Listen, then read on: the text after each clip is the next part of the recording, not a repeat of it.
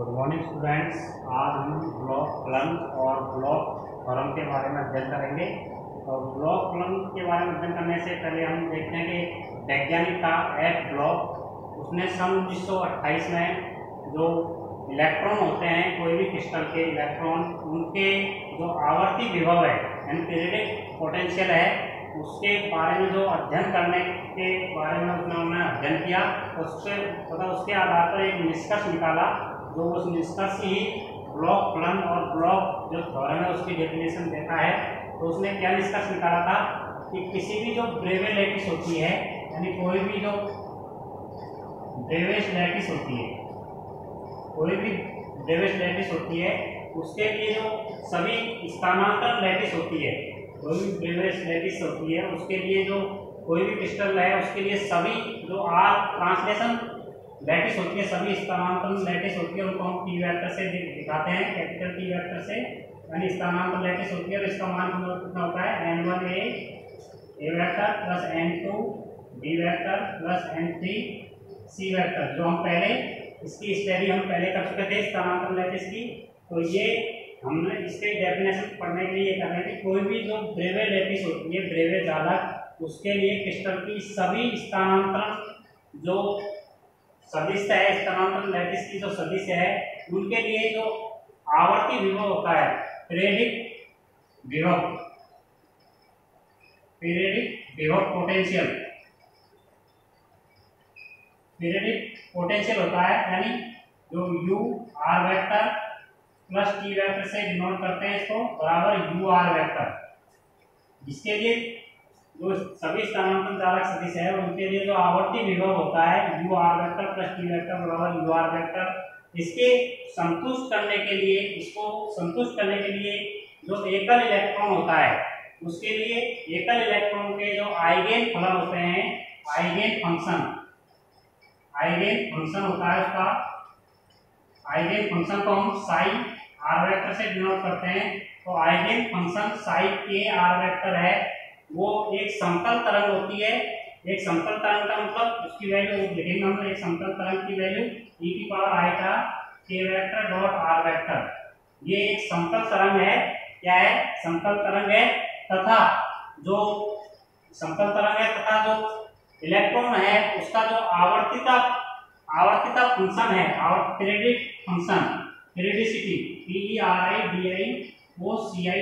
Periodic function periodic function होता है। Periodic function का मतलब होता है यू के आर वेक्टर, जिसको पीरियडिक फंक्शन कहेंगे। तो इन दोनों के मल्टीपल के बराबर होता है, यानी दोनों के गुणनफल के रूप में होता है। जो ब्लॉक फंक्शन है या ब्लॉक थ्योरम कहेंगे उसको, वो इन दोनों के गुणनफल के रूप में होता है। तो हम ब्लॉक जो थ्योरम है उसको किस रूप में, ब्लॉक फलन को इस रूप में लिख सकते हैं। नाउ ब्लॉक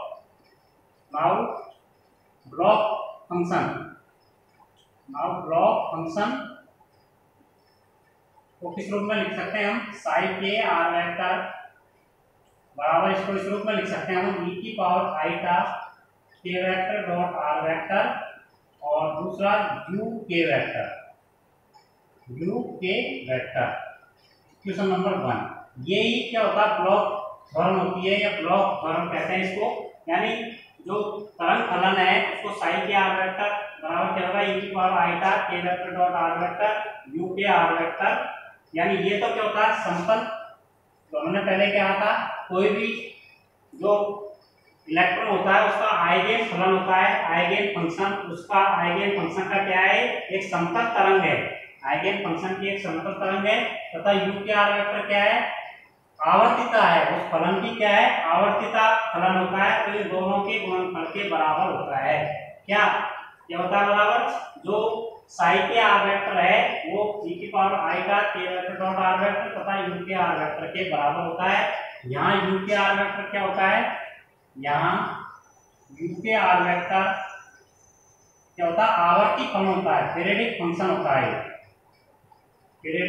होता है, आवर्ती फलन होता है। और u are vector plus t vector बराबर होता है u आर वेक्टर। क्या होता है, यू आर वेक्टर। इसको हम क्वेश्चन नंबर 2 कह सकते हैं। तो यहाँ पर u के आर वेक्टर क्या था, एक आवर्ती फलन था, पीरियडिक फंक्शन था, और u are vector plus t vector बराबर क्या लिख सकते हैं हम, u आर वेक्टर। अब इक्वेशन 1 में हम आर वेक्टर के स्थान पर R vector plus T vector translate करेंगे।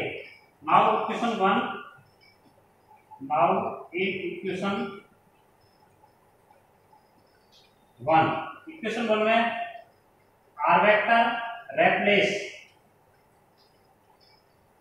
By R vector plus T vector, R vector plus T vector, यानी इक्वेशन 1 में हम आर वेक्टर के स्थान पर R vector plus T vector लिखने पर, तो इक्वेशन 1 में हम आर वेक्टर के स्थान पर ये वैल्यू रखेंगे, हमारे पास क्या आएगा, साइन के are vector plus T vector, यानी आर वेक्टर के स्थान पर R vector plus T vector लिखा है, तो बराबर e की पावर आइटा की जगह आइटा आएगा, के वेक्टर की जगह के वेक्टर डॉट, और आर वेक्टर की जगह क्या लिखेंगे, R vector plus T vector, R vector plus T vector and U के, और फिर वही आर वेक्टर की जगह R vector plus T vector, R vector plus T vector.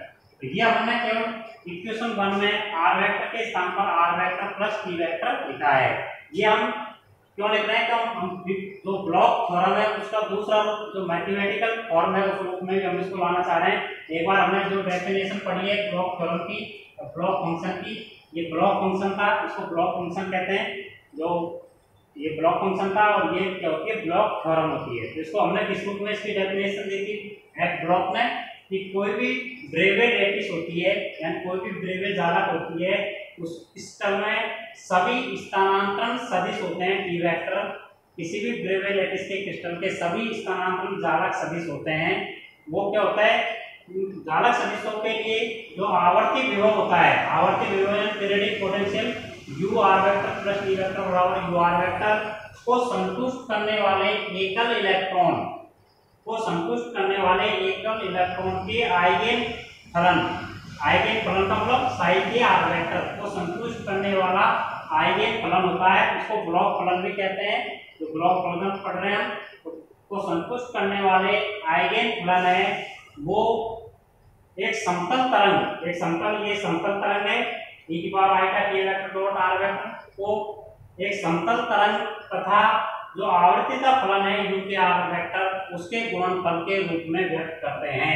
यानी जो आइगेन फलन है यानी ब्लॉक फलन है उसको एक समतल तरंग तथा आवर्तिता फलन u के आर वेक्टर के गुणनफल के रूप में व्यक्त करते हैं। यही ब्लॉक थ्योरम होती है। ये आइगेन फलन था और ये ब्लॉक थ्योरम है। अब इसका हम मैथमेटिकल रूप देखना चाह रहे हैं, तो यहाँ तक हमने लिख दिया। अब इसको आगे कैसे करते हैं हम देखते हैं। इसको आगे जो ब्लॉक थ्योरम है उसका दूसरा रूप लिखना चाह रहे हैं हम, तो इसको आगे हम हल करेंगे। तो आगे हमने जैसे यहाँ तक लिख दिया था इसको, अब साई के are vector plus T vector यानी साई के are vector plus T vector बराबर e की पावर आइटा के dot R vector plus T vector. तो इन दोनों के साथ मल्टीपल है, इसका दोनों के साथ अलग अलग गुणा कर सकते हैं हम। इसको कैसे लिख सकते हैं हम, e की पावर आइटा के वेक्टर डॉट आर वेक्टर, एक तरह से इस तरह से लिख सकते हैं डॉट अगली बार e की पावर आइटा T vector dot capital T vector plus अगले बार इसको जो u के are vector plus T vector है, u के are vector plus T vector है, इसको हम इस रूप में लिख देंगे u के are vector plus T vector है, तो इसकी जगह हम ये लिख देंगे u आर वेक्टर, u के आर वेक्टर। इसको क्या लिख देंगे हम, u के आर वेक्टर इक्वेशन 1 से, क्योंकि इक्वेशन 1 से ये वैल्यू हमने ये वाली वैल्यू थी u के are vector plus T vector, ये u था, इसकी जगह हमने ये लिख दिया। इक्वेशन 2 से यानी देंगे समीकरण 2 से इस चीज को लिख सकते हैं हम। समीकरण 2 से इस चीज को लिख दिया। नाउ इन इक्वेशन 1 से इक्वेशन 1 से हम क्या लिख सकते हैं, इक्वेशन 1 था हमारा, इक्वेशन 1 क्या था, इक्वेशन ये था कि e की पावर आइटा के वेक्टर डॉट आर वेक्टर और u के आर वेक्टर था, इसकी जगह क्या लिख सकते हैं हम साई के आर वेक्टर। इक्वेशन 1 से क्या लिख सकते हैं हम, यू के ई की power eta k vector dot R vector और यू के वेक्टर, यू के आर वेक्टर इसकी जगह क्या था, साई के आर वेक्टर। ये हमारा इक्वेशन 1 था। तो हम इस इक्वेशन में तो ये वैल्यू है, इसके अलावा इस वैल्यू के अलावा ये हमारे पास यू के आर वेक्टर और ई की power eta k vector dot R vector, तो उसकी जगह वैल्यू क्या रख देंगे हम, साई के आर वेक्टर। तो जो हमारा इक्वेशन, इसको हम इक्वेशन नंबर 3 कह सकते थे। तो now equation 3, now put the values of equation 1 equation 1 की वैल्यू 3 में पुट करेंगे हम। हमारे पास क्या समीकरण आ गया, साई के are vector plus T vector बराबर क्या प्राप्त हो गया, केवल ये प्राप्त हो गया, इसकी जगह हम साई आर वेक्टर लिख देंगे, तो ई की power eta k vector dot capital T vector और ये साई के आर वेक्टर, इस रूप में हम इसको लिख देंगे। तो ये समीकरण हमारे पास जैसे 4 प्राप्त हो गया, यानी साई के are vector plus T vector बराबर ई की power eta k vector dot t vector psi के आर वेक्टर। तो यही ब्लॉक प्रमेय का जो गणितीय रूप है, यानी मैथमेटिकल फॉर्म है, ब्लॉक फॉर्म का मैथमेटिकल फॉर्म है। ये क्या है, मैथमेटिकल फॉर्म है, mathematical form of block theorem, block theorem का ये क्या है, मैथमेटिकल फॉर्म है। तो यहाँ पर ये हमने इसको गणितीय रूप में लिख दिया। आगे हम इस समीकरण से क्या स्पष्ट होता है, ये गणितीय रूप में समीकरण दिया गया है ब्लॉक प्रमेय का। तो इसमें ई की पावर आईटा के डॉट आर वेक्टर, इस समीकरण में ई की power eta k vector dot t vector होता है। ये क्या होता है, एक ऑपरेटर होता है, क्या फैक्टर होता है, एक फलन होता है, क्या होता है, गुणांक फलन, एक गुणांक का फलन होता है, क्या होता है, गुणांक का फलन होता है। इसको हम इस रूप में लिख सकते हैं, कला गुणांक होता है, कला गुणांक होता है, क्या होता है, कला गुणांक का फलन होता है, यानी फेज फैक्टर होता है, क्या होता है, फेज फैक्टर। एक की पावर आईटा के डॉट आर वेक्टर जो होता है